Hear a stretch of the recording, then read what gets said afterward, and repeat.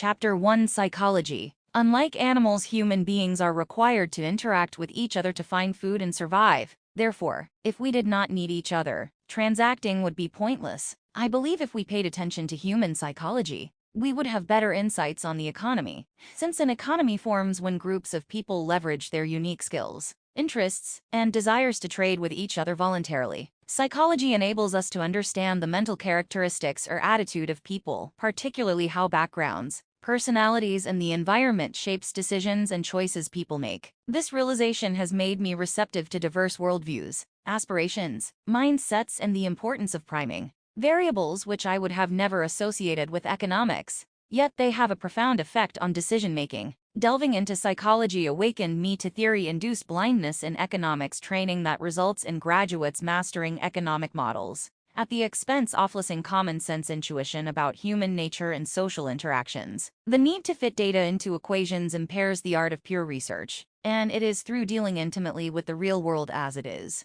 do we unveil the gaps in theory. Hence, knowing a theory is not as important as understanding how to use it and gain an edge from it, since in the real world, people are only concerned with knowing what works and what can help them solve a particular problem. Therefore, factoring psychology into economics liberates the researcher from dogmas and prejudice, thus nurtures the capacity for innovation. When psychology meets economics, it is termed behavioral economics. Behavioral economics studies the effects of psychological, cognitive, emotional, cultural, and social factors on the decisions of individuals and institutions. Its importance lies in decision-making of economic agents that cannot be explained by orthodox economics models, but psychology. Though John Keynes alluded to this in his book, A Treatise on Probability, where he introduced the concept of animal spirits as a force in the economy. For example, in times of uncertainty, human beings are prone to seep into survival mode. Therefore, our actions, particularly consumption, tend to be in such a way that supports what we individually or collectively believe will see us through.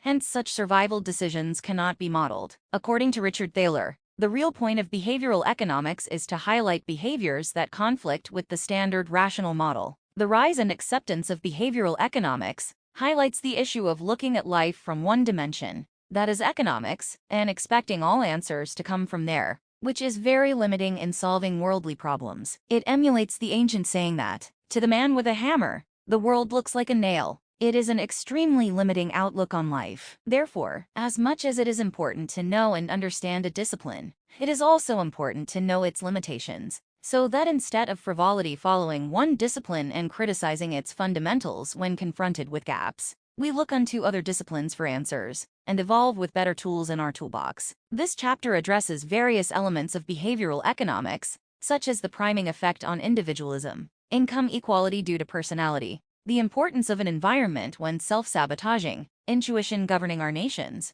and choices affecting the gender pay gap. The structure of the chapter is an interplay between individualism and collective effort to highlight how society cannot function without the other, as well as to illustrate how we are brought into the world as individuals to be of service to the collective.